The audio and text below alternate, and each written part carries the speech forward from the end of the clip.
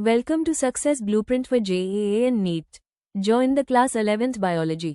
Study at your own pace and save your time and energy. Please like and subscribe for more educational videos. परिचय। अर्चिता, क्या तुम्हें पता है कि Greek में एंजियोन का अर्थ आवरण तथा स्पर्मा का अर्थ बीज होता है। अंडाशय के भीतर बीजांड की उपस्थिति आवृत बीजी पौधों की विशेषता होती है। ये पुष्पी पादप हैं जिसमें बीज फलों के भीतर होते हैं।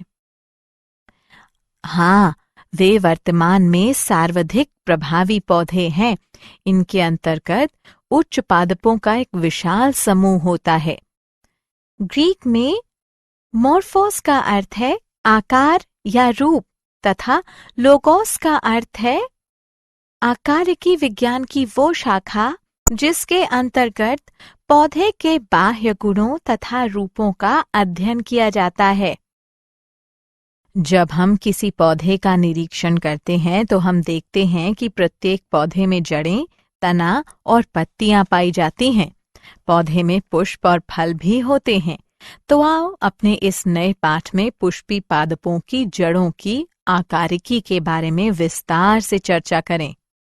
उद्देश्य। इस पाठ के अंत में आप निम्न करने में सक्षम हो जाएंगे। आवृत बीजी यानी एंजियोस्पर्म को परिभाषित करना, पौधे के विभिन्न भागों का पता लगाना, आकारिकी को परिभाषित करना, जड़ों यानी मूलों के गुणों का पता लगाना, जड़ यानी मूल तंत्र के प्रकारों का अध्ययन करना, जड़ों के विभिन्न क्षेत्रों का अध्ययन करना, मूसला जड़ तंत्र के रूपांतरणों को पहचानना, अपस्थानिक जड़ों के रूपांतरणों का पता लगाना, सक्रिय कार्यों के लिए रूपांतरणों का अध्ययन करना, जड़ों के कार्यों को समझना, जड़ें यानी मूल। जड़ पौधे का भूमिगत भाग है। ये अधिकतर भूरे रंग की होती हैं। जड़ धनात्मक गुरुत्वानुवर्ती, धनात्मक जलानुवर्ती तथा ऋणात्मक प्रकाशानुवर्ती होती हैं। जड़ की शाखाएं आंतरिक क्षेत्र से उत्पन्न होती हैं, इसलिए ये अंतर्जात होती हैं। पौधे में अनेक क्रमों में पार्श्वीय जड़ें पाई जाती हैं, जो कि द्वितीयक जड़ें अथवा तृतीयक जड़ें कहलाती हैं। लगभग सभी द्विबीजपत्री पौधों में प्राथमिक जड़ मूलांकुर का प्रत्यक्ष दीर्घीकरण होता है। सिरे पर जड़ एक सुरक्षात्मक संरचना जिसे मूल गोप कहते हैं, इसके द्वारा सुरक्षित रखी जाती है। जलीय पौधों में संतुलन के लिए जड़ धानियां पाई जाती हैं। जल तथा खनिजों के अवशोषण के लिए जड़ में एक कोशिक मूल रूम गुच्छों के रूप में पाए जाते हैं। जड़ तंत्र के प्रकार। पौधों में 3 प्रकार के जड़ तंत्र पाए जाते हैं: मूसला जड़ तंत्र, तंतुक जड़ तंत्र, अपस्थानिक जड़ तंत्र। मूसला जड़ तंत्र वो जड़ जो अपनी शाखाओं के साथ मूलांकुर से विकसित होती हैं, मूसला जड़ कहलाती हैं। द्वितीयक जड़ें मूसला जड़ से विकसित होती हैं। उदाहरण गाजर। तंतुक जड़ तंत्र। एक बीजपत्री पौधों में प्राथमिक जड़ें कम समय तक जीवित रहती हैं तथा अधिक संख्या में जड़ों द्वारा प्रतिस्थापित की जाती हैं। ये जड़ें तने के आधार से विकसित होती हैं तथा तंतुक जड़ का निर्माण करती हैं। उदाहरण गेहूं। अपस्थानिक जड़ तंत्र। कुछ पौधों में जड़ मूलांकुर के अतिरिक्त अन्य स्थानों से उत्पन्न होती हैं। ऐसी जड़ों को अपस्थानिक जड़ कहते हैं। उदाहरण घास, मोनेस्ट्रा तथा बरगद का पेड़। जड़ के क्षेत्र। मूल के शीर्ष की अनुप्रस्थ काट करने पर निम्न क्षेत्र प्रदर्शित होते हैं। मूल गोप क्षेत्र, विभज्योत की कोशिकाओं का क्षेत्र, दीर्घीकरण क्षेत्र, मूल रोम क्षेत्र, परिपक्व क्षेत्र, मूल गोप क्षेत्र।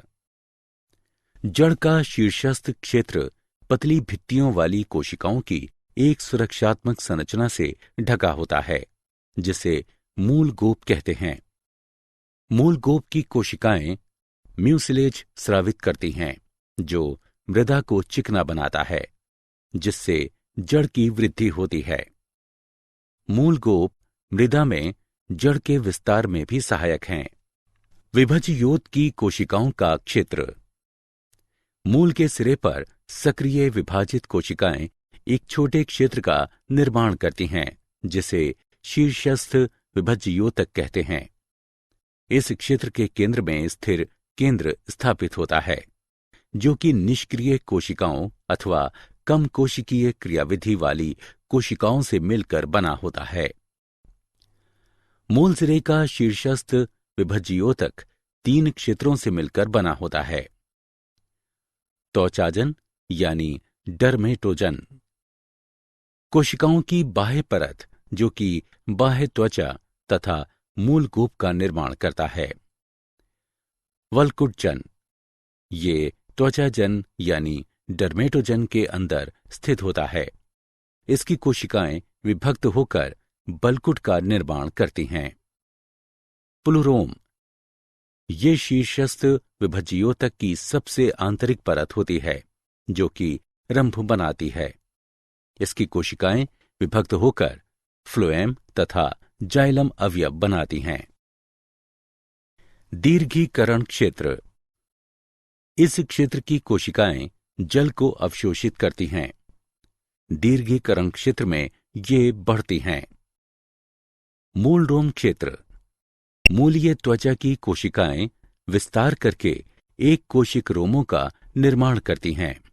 यह क्षेत्र जल तथा खनिज लवणों के अवशोषण में भाग लेता है। जड़ों के रूपांतरण, पादपों की मूल, पानी तथा खनिज लवण के अवशोषण तथा संवहन के अतिरिक्त भी अन्य कार्यों को करने के लिए अपने आकार तथा संरचना में रूपांतरण कर लेती हैं।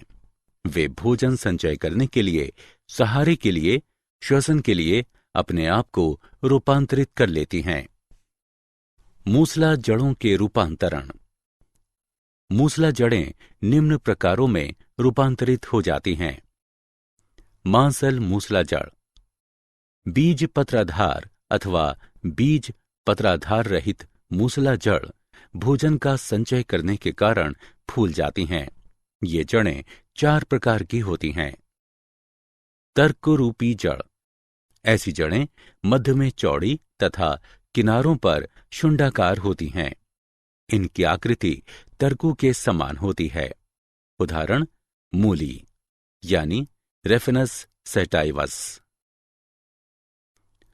शंकुरूप जड़, ये मूल आधार पर चौड़ी तथा सिरों पर पतली यानी शुंडाकार होती हैं, जिससे इनकी आकृति शंक्वाकार प्रतीत होती है। उदाहरण गाजर। कुंभरूपी जड़, ये आधार पर फूली हुई होती हैं तथा शीर्षस्थ क्षेत्र में अचानक पतली यानी शुंडाकार होकर कुंभरूपी आकृति जैसी प्रतीत होती हैं। उदाहरण शलजम तथा चुकंदर। गांठदार जड़, ये अनियमित रूप से फूली हुई होती हैं। उदाहरण मिराबिलिस जलापा। शाखीय मूसला जड़, कभी कभी मूसला जड़ शाखीय हो जाती हैं तथा शाखाएं विभिन्न कार्यों को करने के लिए रूपांतरित हो जाती हैं। इस प्रकार की जड़ें निम्न प्रकार की होती हैं। ग्रंथिल जड़, इस प्रकार में मूसला जड़ में विभिन्न शाखाएं उत्पन्न हो जाती हैं तथा शाखाओं के जोड़ पर कई छोटी छोटी अनियमित फूली हुई संरचनाएं बनती हैं, जिन्हें मूल ग्रंथियां यानी जड़ ग्रंथियां कहते हैं। इनमें बड़ी संख्या में सहजीवी N2 स्थिरीकरण जीवाणु यानी बैक्टीरिया पाए जाते हैं। ये जड़ें फलियों या फलीयुक्त पौधों में पाई जाती हैं। श्वसन जड़, ये श्वास वाली जड़ें भी कहलाती हैं। ये दलदलों या दलदली स्थानों में पाई जाती हैं, जहां पर कि मृदा जलग्रस्त होती है और पौधों की जड़ों को श्वसन के लिए पर्याप्त वायु उपलब्ध नहीं होती है। इस तरह के पौधों की द्वितीयक जड़ें ऋणात्मक गुरुत्वानुवर्ती होती हैं। ये श्वसनशूल यानी न्यूमेटोफोर भी कहलाती हैं।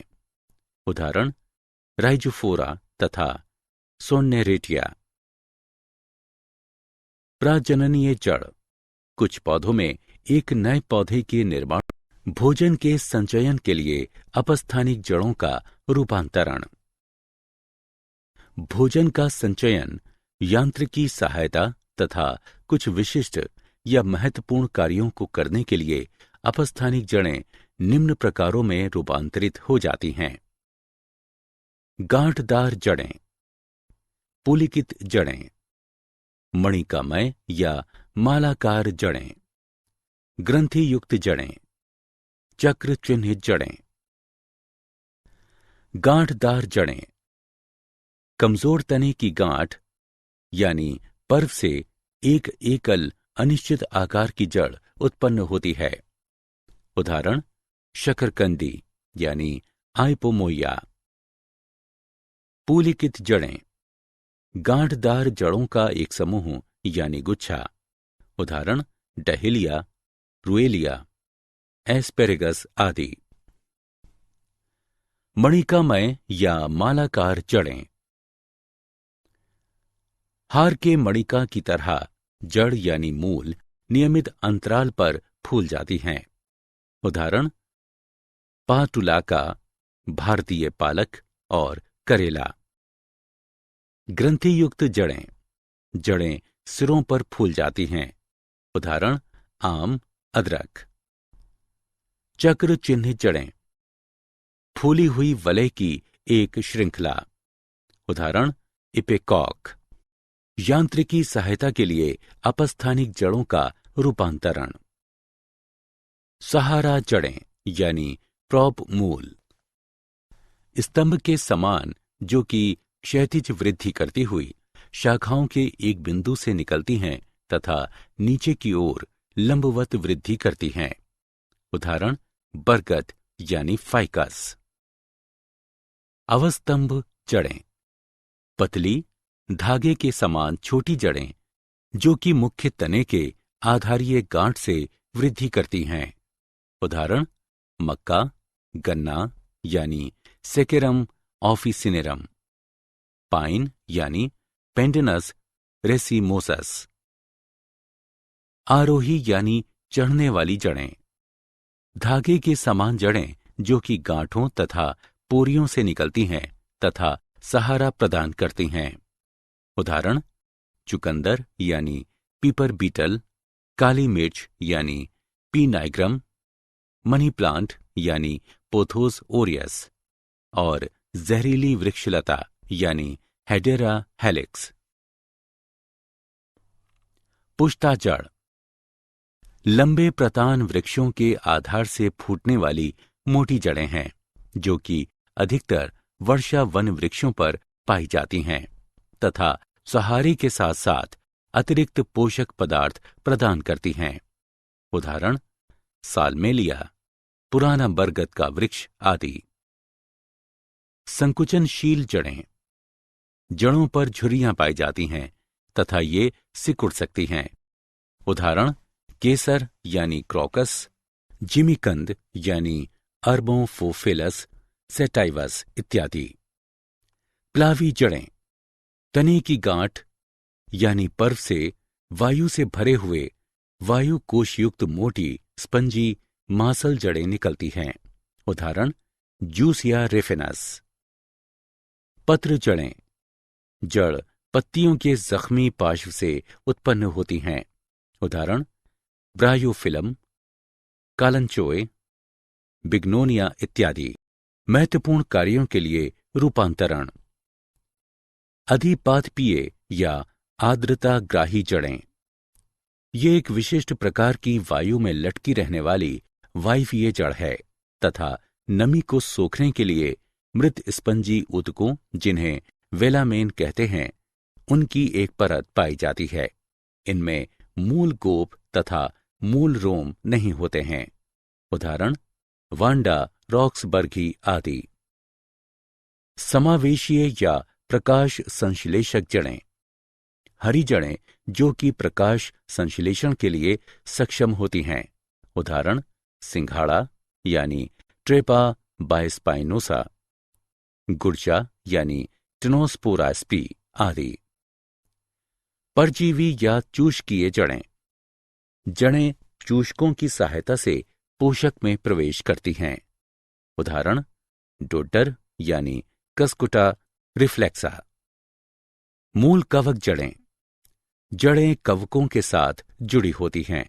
उदाहरण चीड़ यानी पाइनस, बर्च यानी बिटुला आदि। जड़शूल। जड़ें कठोर नोकदार संरचनाओं में रूपांतरित हो जाती हैं। उदाहरण एकैंथोराइजा, पोथोज आदि। प्रजननीय जड़ें। जड़ों में कायिक कलियां पाई जाती हैं। उदाहरण ट्राइकोजेंथीस, इपोमोइया आदि। जड़ों के कार्य। सहारा देना।